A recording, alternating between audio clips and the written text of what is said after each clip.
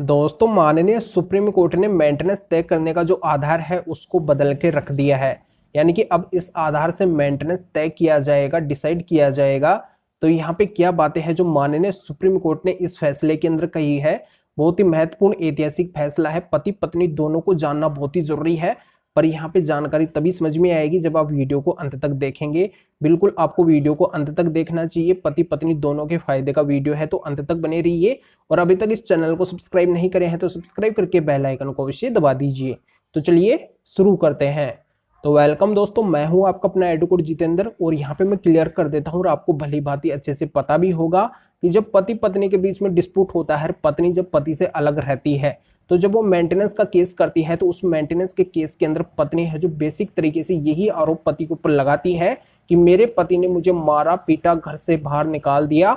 और जब मैं पति के साथ में रह रही थी तब भी है जो पति मेरा कोई भी भरण पोषण नहीं कर रहे थे।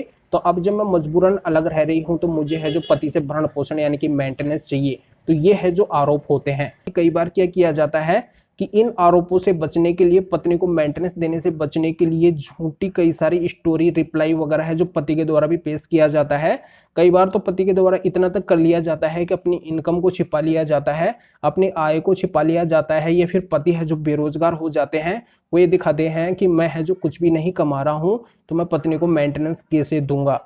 तो यहाँ पे पत्नी के जो आरोप हैं, यानी कि मनगढ़ंत अगर इस तरीके के झूठे आरोप है पत्नी की तरफ से, और पति की तरफ से भी अगर इस तरीके के रिप्लाई वगैरह है जो पेश किए गए हैं, झूठे रिप्लाई दिए गए हैं, झूठे आरोप पत्नी के ऊपर लगाए गए हैं, या फिर अपनी इनकम, अपनी सैलरी यानी कि मेंटेनेंस से बचने के लिए अगर गलत रास्ते, झूठे रास्ते हैं जो पति के द्वारा भी अपनाए गए हैं, तो ये सब है जो अब नहीं चलेगा। क्योंकि यहाँ पे माननीय सुप्रीम कोर्ट ने है जो पूरा का पूरा सिस्टम बदल दिया है।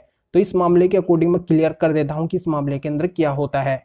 देखो, दो कपल की शादी होती है। शादी के कुछ टाइम तक तो है जो दोनों अच्छे से रहते हैं, और शादी के कुछ टाइम के बाद में क्या होता है कि दोनों के बीच में झगड़ा चालू हो जाता है। छोटी छोटी बातों के ऊपर है जो झगड़ा होने लगता है।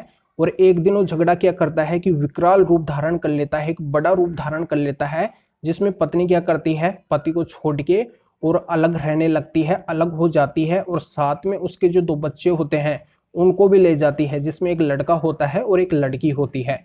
अब ऐसे जब पत्नी अलग हो जाती है तो पति के ऊपर करती है 125 सीआरपीसी मेंटेनेंस का केस, और उसके अंदर उस समय खुद का और अपने दो बच्चों के मेंटेनेंस की डिमांड करती है।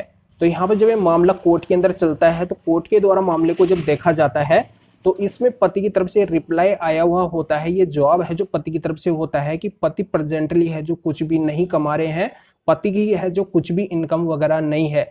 तो इसी को कोर्ट ध्यान में रख के और पत्नी का यहाँ पे मेंटेनेंस नहीं बनाती है, केवल वहां पे जो बच्चा है पत्नी के साथ में जो रह रहा है उसका मेंटेनेंस बनाती है 6,000 रुपये पर मंथ के हिसाब से। और जो बच्ची पत्नी के साथ में रह रही है उसका मेंटेनेंस कोर्ट नहीं बनाती है।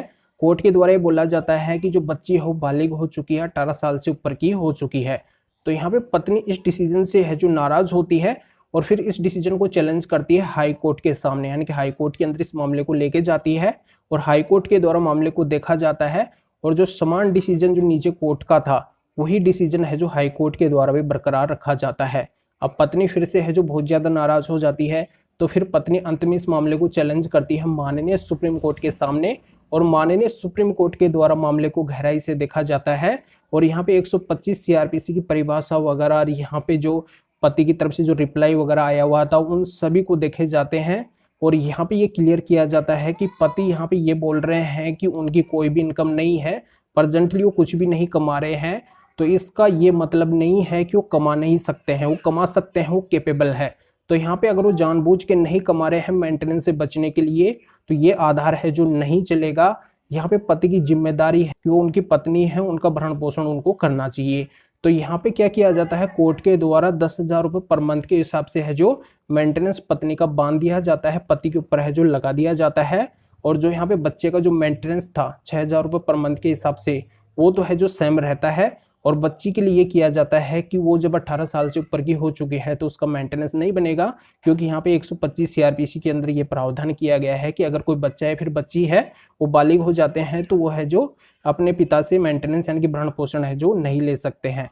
तो यहाँ पे ये जानकारी आपके समझ में आ गई होगी कि पहले क्या हुआ करता था कि बहुत से फैसलों के अंदर ये भी डिसीजन आया है कि पति की अगर कोई इनकम नहीं है, पति अगर यहाँ पे बेरोजगार है, तो इस आधार से है जो पति मेंटेनेंस देने से बच भी जाते थे या फिर बहुत कम है जो मेंटेनेंस लगता था। पर यहाँ पे है जो माननीय सुप्रीम कोर्ट ने पूरा सिस्टम ही बदल दिया है कि पति अगर यहाँ पे अपने आप को बेरोजगार दिखा रहे हैं या फिर कोई भी इनकम नहीं दिखा रहे हैं, प्रेजेंटली अगर जॉब वगैरह अगर वो नहीं दिखा रहे हैं, तो यहाँ पे पति है जो मेंटेनेंस से नहीं बच सकते हैं।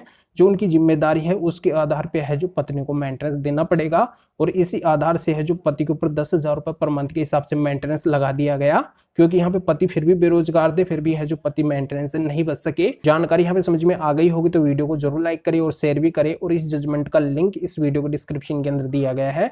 डिस्क्रिप्शन को चेक करके आप इस जजमेंट को रीड कर सकते हैं। तो आप सभी को बहुत बहुत धन्यवाद वीडियो देखने